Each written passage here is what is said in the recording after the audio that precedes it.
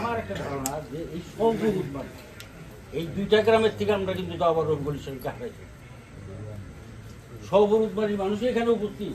আপনারা যদি রফিকুল ইসলামকে যদি আমরা ভোট দিতেন তাহলে কিন্তু রফিকুল ইসলাম সাহেব ভোট দিছিলেন, কিন্তু সাফিসিয়েন্ট আপনাদের লোকাল ক্যান্ডিডেট হিসাবে রফিকুলকে কিন্তু আপনারা সাফিসিয়েন্ট ভোট দিছিলেন না।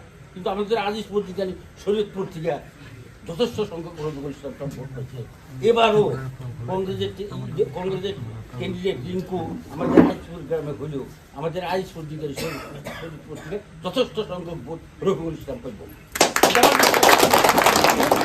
এই সৌপুর উদ্বাড়ির মানুষ আপনারা সৌপুর উদ্বাড়ির লোকাল ছেলে রফিকুল ইসলাম সাহেব, গতিকে এই সৌপুর উদ্বাড়ি যদি রফিকুল যদি ভোট দেওয়া না হয় আপনারা যদি কৃপণতা করেন রফিকুল ইসলাম সাহেব এইবার হারিয়ে যাবে। কিন্তু আমার একটা বিশ্বাস যাওয়াবার আমরা ভুল করছিলেন, এইবার আর সেই ভুলের পুনরাবৃত্তি আমরা করবেন না।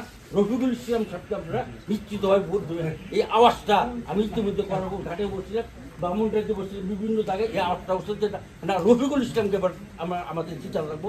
ভালো ছেলে, সমাজের কাজ করার মূল মানসিকতা রফিকুল ইসলাম সাহেবের আছে। এই আওয়াজটা কিন্তু ইতিমধ্যে উঠছে, এই আওয়াজটা আপনারা ধরে রাখা লাগবে।